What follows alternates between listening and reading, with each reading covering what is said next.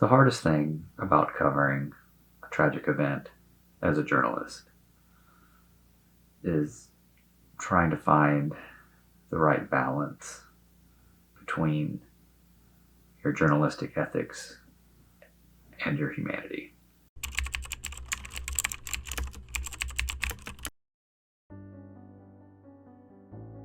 As a journalist, the most important thing is to stay objective, to remove yourself from the situation so you can report on it fairly.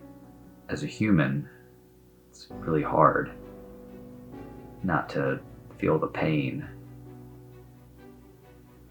that these people feel. You're looking at them through the lens, and you see the pain in their eyes, emotions over their face.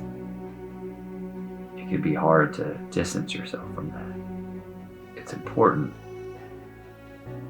to cover stuff like this because the world needs to know. When the Collierville shooting happened, I was a general assignment reporter, and I had just started with the Daily Memphian.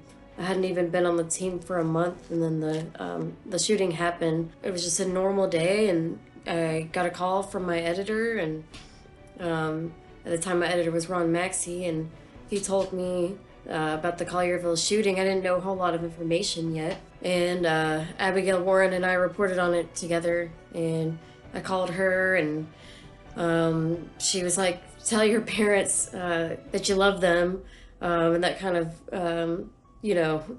really set in how heavy the situation was.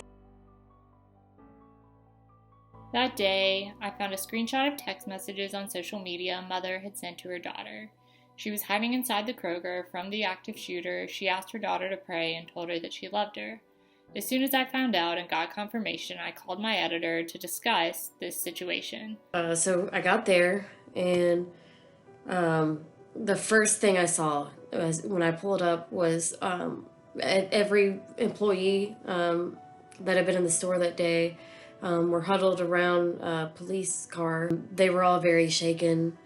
Man, it was just, I don't know, it was just crazy to see in person. I had never seen anything like that. It was a 2-day thing with me, Abigail, and Patrick, just kind of being out there and covering whatever happened. I saw this man, he pulled up in his SUV, and I just went up to him to talk to him, and I was like, were you part of the shooting yesterday? And he said, yes, I was the man on the roof, and Andre Barlow.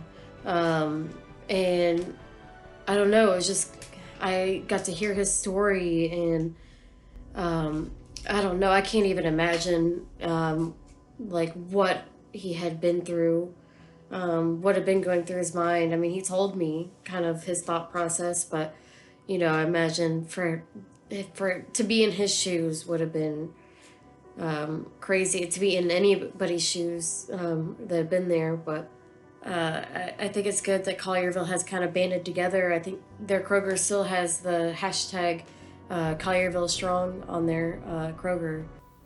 When I got to the Collierville event, I knew it wasn't a normal scene because they had law enforcement officers from multiple counties, multiple jurisdictions. I can still remember the faces of some of the victims quite vividly. Sometimes think about them at night before I go to bed, and that's probably the hardest part of the job.